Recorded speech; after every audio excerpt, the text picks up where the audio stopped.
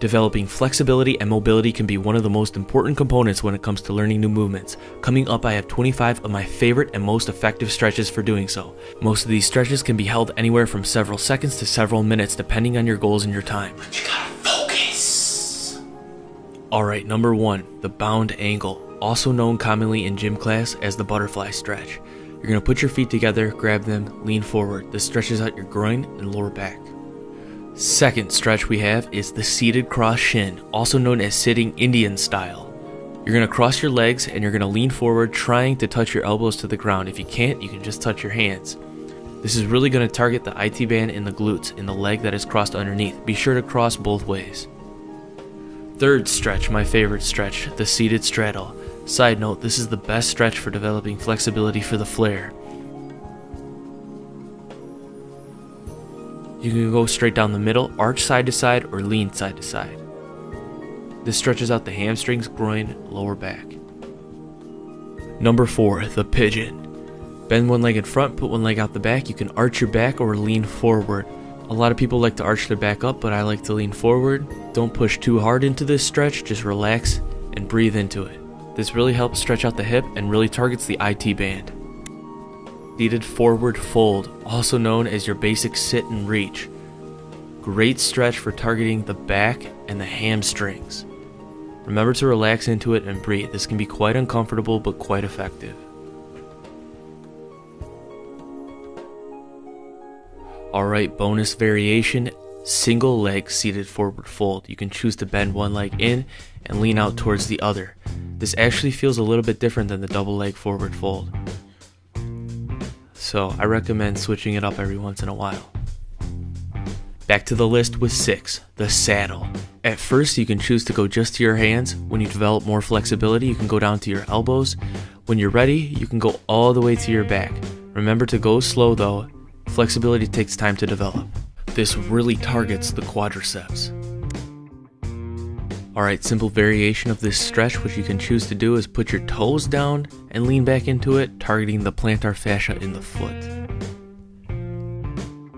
Moving on to 7, the downward dog.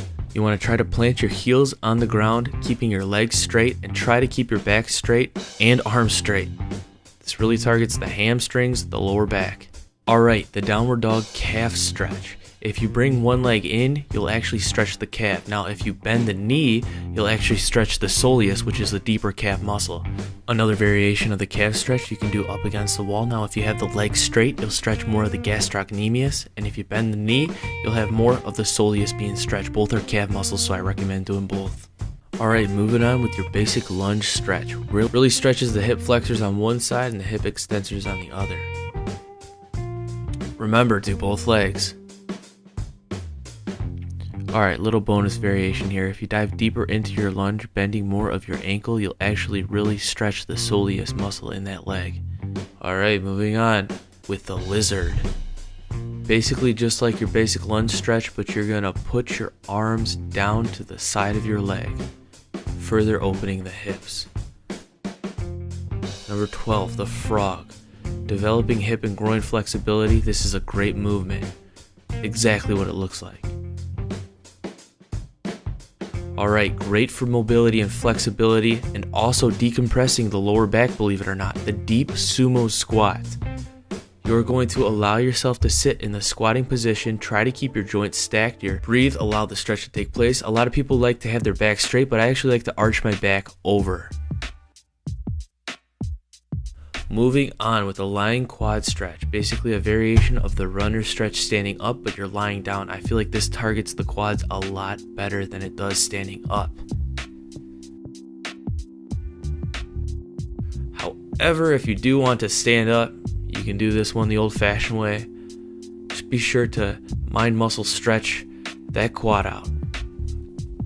Alright, your basic glute stretch. This one is wonderful. Glute and the IT band. Cross the leg, pull it over with the arms. This next one is great for spinal mobility and preventing injury. The cat-cow. More of a mobile, moving pose rather than a static stretch.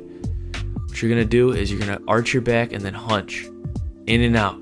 You can do a number of reps, I recommend about 10. More spinal and back flexibility, moving on to the Sphinx. This really helps stretch out the abdominal muscles. Now you can just go to your elbows if you're not flexible enough, but I recommend, if you can, pushing up, trying to keep your spine evenly arched, feeling the stretch in your abs. Now from the Sphinx, we can go into the Child's Pose. This is great for stretching the other way. Extend your arms out as far as they go. You'll also feel a good stretch in the shoulders. Great stretch. Alright, one of my other favorites, the bridge stretch. This one requires quite the flexibility. I recommend working on the Sphinx before going totally here, and you can also do this one, the partial bridge stretch. Helps develop anterior chain flexibility. Now, a very relaxing yet effective stretch, the supine twist. Exactly what it looks like. Helps stretch out the spine and lateral trunk muscles. Remember, always do both legs, both sides. Keep it even. Moving on to the twisted cross, helping stretch out the front delts, the bicep, and the chest. Arm down, twist. Feeling the stretch in the front of the arm. The neck often gets tight and or is prone to injury. That is why it is always a good idea to help stretch out the neck tissues. Side to side, front to back, you can choose to apply a little bit of pressure side to side, and when you lean forward,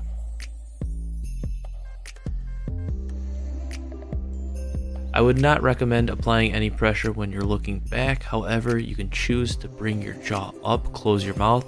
That'll further stretch out the front of the neck muscles. Your basic wrist stretch. Grab all your fingers, arm out in front, pull back. You can also choose to do the kneeling wrist stretch, hands down on the ground, flip them around, supinate them, lean back.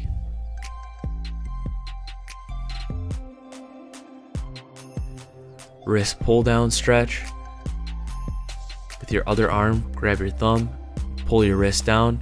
This helps stretch out the radiocarpal joint of the wrist.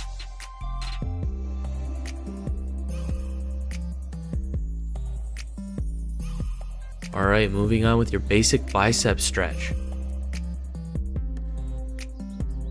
Bring your arm back as far as it can go and then supinate, which means turn your palm up. This really helps target the bicep. You can choose to use a wall if necessary.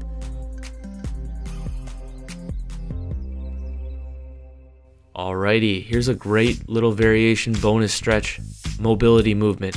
Your basic arm circles. I know they're silly, but these are really important and beneficial for developing flexibility, mobility, and warming up the shoulder joints, which is one of the weakest joints in the whole entire body.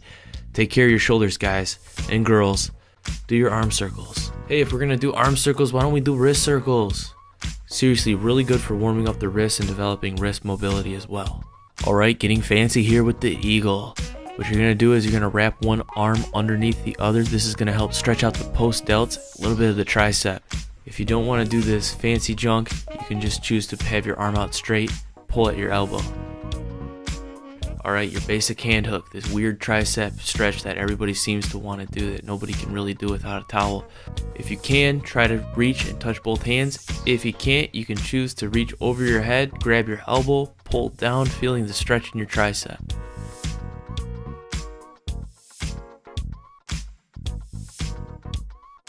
But wait, there's more. Tons of bonuses in this video. Here's a little bonus. This is like my favorite one that's unconventional. I call it the back pull. Cross your leg, grab just beneath your knee, and let your leg sink down. I feel like this really helps stretch out the post delts, the upper back, the traps, a little bit of the rhomboids. In my opinion, it just really helps relieve tension in the upper back. It's a great stretch and no one really does it. Awesome. If you guys are looking to get in shape for the summer, check out my 12-week calisthenics program, Bodyweight Beast, onlykindsfitness.com. That's bodyweight training only. Get in shape, get more mobile, flexible, stronger. Thank you guys so much for watching this video. Don't forget to subscribe and turn those notifications on because we got more coming out. Peace, y'all have a good one, and I'll see you in the next video.